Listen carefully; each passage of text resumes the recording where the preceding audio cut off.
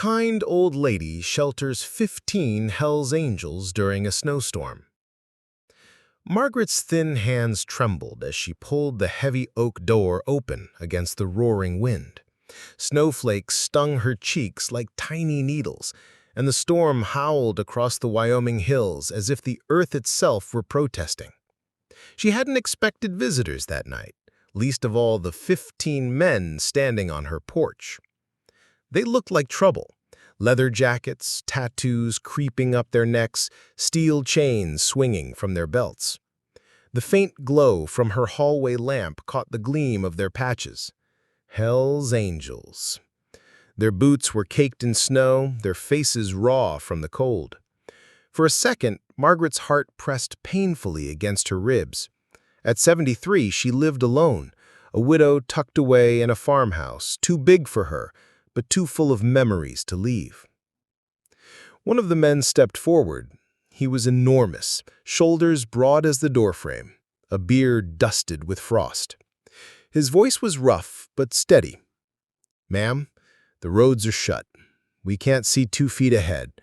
We were wondering if we could wait out the storm here, just until it passes." Every warning bell in Margaret's head screamed, "No!" 15 men? Strangers? Outlaws? What could possibly go right? But then she looked past them. The storm was merciless, swirling so thick she could barely make out their motorcycles parked like shadows at the edge of her yard. The men shivered despite their heavy jackets. One of them coughed violently into his fist. Margaret thought of her late husband, Frank, who used to say, "When the Lord sends people to your door, you open it. Doesn't matter who they are." She swallowed her fear and stepped aside. "Well, don't just stand there. You'll freeze solid. Get in before the wind rips my door clean off its hinges." The men exchanged looks, surprised, cautious, but one by one they filed in, stomping their boots on the rug. The warmth from her fireplace seemed to melt the hard edge from their faces as they crowded into the living room. Margaret busied herself in the kitchen, pulling pots and pans down from shelves. Her cupboards were modest, but she had flour, beans, potatoes, and a frozen chicken she'd been saving. The men offered awkward hands. One chopped vegetables, another stoked the fire. She noticed how clumsy their giant hands looked, fumbling with kitchen knives, yet they followed her directions like schoolboys, desperate not to disappoint. As the hours passed, the storm raged louder, rattling the windows. Conversation sparked in fragments. She learned the leader's name was Cole. His voice always carried calm authority. Another, younger man, named Tyler, admitted he hadn't eaten a home-cooked meal in months. Margaret sat with them after supper, her knitting needles clicking as the men sprawled across the couches and floor.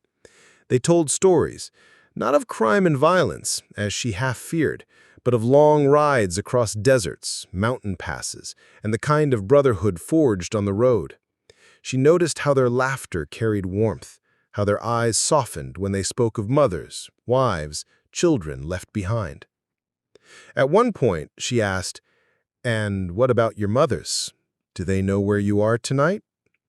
The room went quiet. Cole rubbed a hand over his beard. "Most of them worry too much.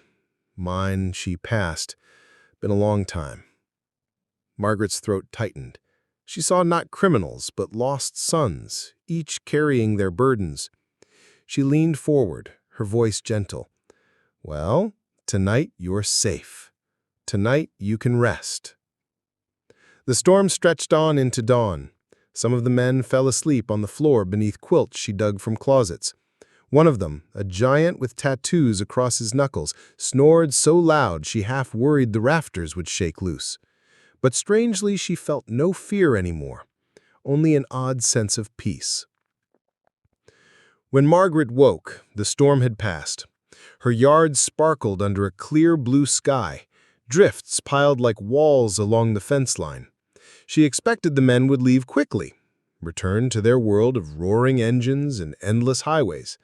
But instead, Cole lingered.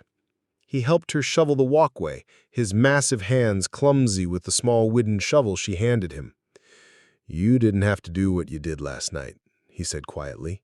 "Most folks would have slammed the door in our faces." Margaret shrugged, brushing snow from her sleeves. "Most folks forget that kindness costs nothing. You looked cold, that was enough." The men thanked her awkwardly, one after another. Tyler hugged her so tight she nearly lost her breath. Then, with the rumble of engines shaking the morning air, they rode off, disappearing down the highway. She stood on her porch, watching the horizon until the last bike vanished. She thought that was the end of it. It wasn't. Margaret was pouring herself a cup of tea when she heard it, the distant thunder of engines. At first, she thought it was the 15 returning, but the sound grew louder, heavier, until her windows trembled in their frames. She stepped outside, hand shielding her eyes. Down the road, over the rise, came a line of motorcycles stretching farther than she could count. Dozens, scores. The ground seemed to shake as nearly 100 bikes rolled toward her farmhouse, engines growling like an approaching storm. Margaret's breath caught in her throat. Fear gripped her. What had she done? The first bike pulled up, Cole at the front. Behind him, riders of every age and size filled her driveway and yard, their machines lined up in perfect formation. They cut their engines in unison, and suddenly the world fell silent except for the faint hiss of cooling pipes. Cole dismounted and walked up her porch steps. Margaret clutched the doorknob, ready to bolt inside if things turned ugly. But then Cole reached into his jacket, not for a weapon, but for a small box wrapped in paper. He held it out with both hands. "Ma'am, the boys and I talked. You opened your home to us when you had no reason to. We wanted to say thank you." She opened the box with shaking fingers. Inside lay a brand new generator, something she'd needed for years but could never afford. Tears blurred her vision. "Oh, heavens, this is too much." Cole shook his head. "It ain't enough. You treated us like men, not monsters. You reminded us of the mothers we lost or the homes we left behind. So we wanted you to know you got family now. Anytime you need us, we'll come." The 100 men behind him nodded, some of them bowing their heads in respect. Margaret's voice broke as she whispered, "Family." For weeks after, neighbors gossiped about the sight. One old widow surrounded by 100 outlaw bikers. Some whispered she was in danger, others that she'd gone mad. But Margaret knew the truth. Every so often, riders would stop by, never all at once, always respectful. They fixed her fences, split her firewood, even repaired her old barn roof. When a neighbor's bull broke loose and threatened her garden, 6 bikers appeared within an hour, guiding it back with surprising gentleness. One evening, Tyler showed up with a bouquet of wildflowers, cheeks red as he stammered, "Thought you might like these, ma'am."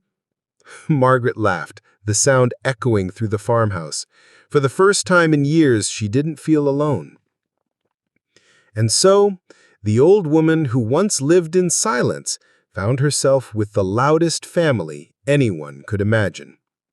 The snowstorm had seemed like a curse that night, a threat to her safety. But in truth, it was a gift, a chance for Margaret to open her door, and in doing so, open her heart. Because sometimes the most unlikely guests turn out to be angels after all.